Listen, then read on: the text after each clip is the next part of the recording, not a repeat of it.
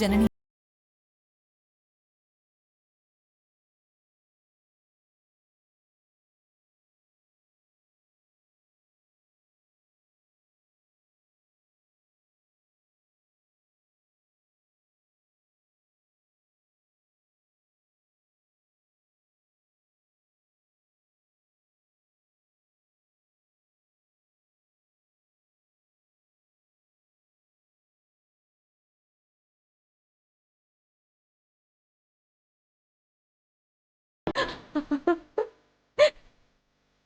ஜனனி, நீ அழாதமா.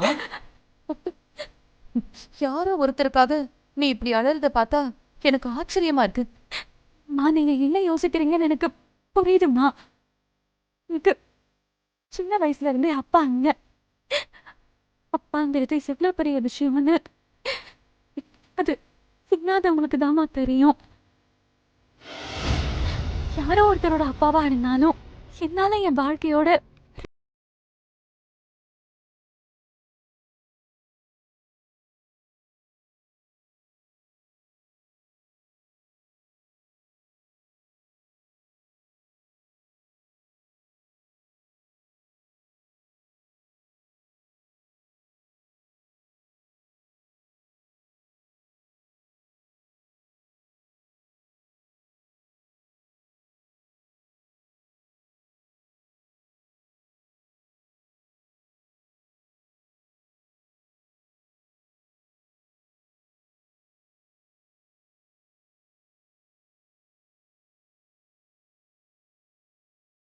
ஆனா இப்ப நீ யாருன்னு எனக்கு தெரிஞ்சு போச்சு.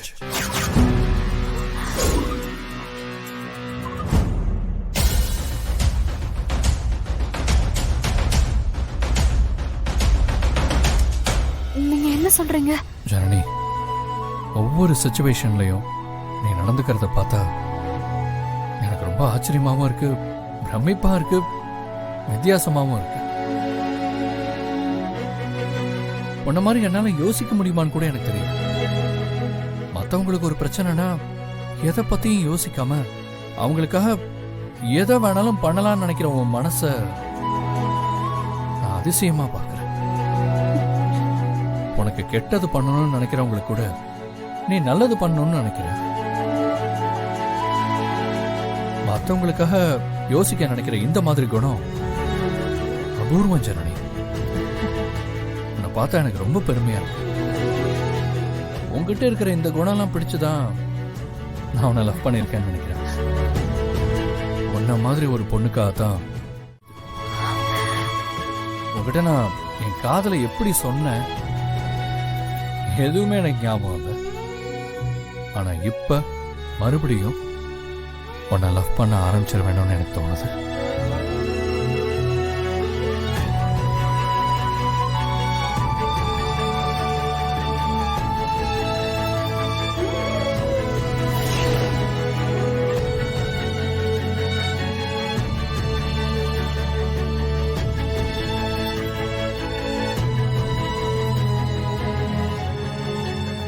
அம்மாடி ஜனனி, இந்த பெரியவரை நான் எங்கேயோ பார்த்திருக்கேனே.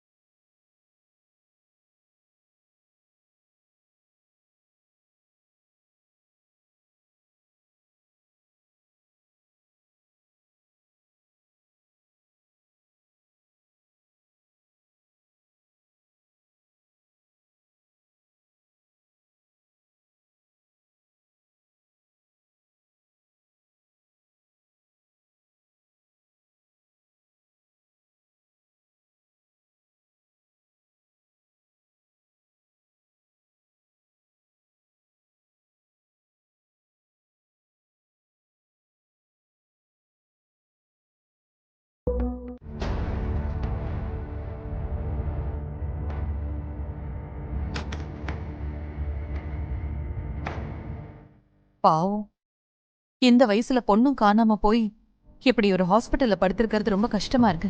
உண்மைதாம்மா. பெரியவருக்கு சீக்கிரமே குணமாகணும்னு அந்த தானு மலையான நான் வேண்டிக்கிறேன். சரியாயிடுமா.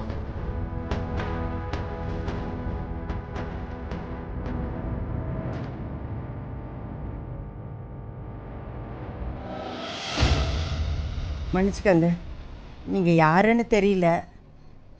நீங்க அ, இந்த தம்பி சேது, ஏய், நீங்க எப்படி நீங்க இங்க? எப்படிங்க?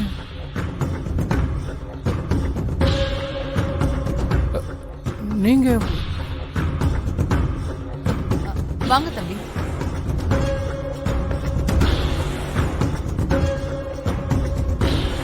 வாங்க மாப்பிள்ள. ஆ,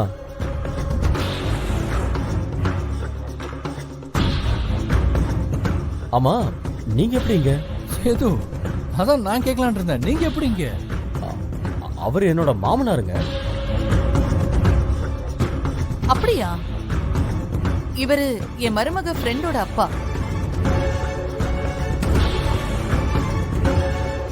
சுமதி, நம்ம கையை மீறி போயிடும் போல இருக்கு. நீ எப்படியாவது உள்ள போய் சமாளி.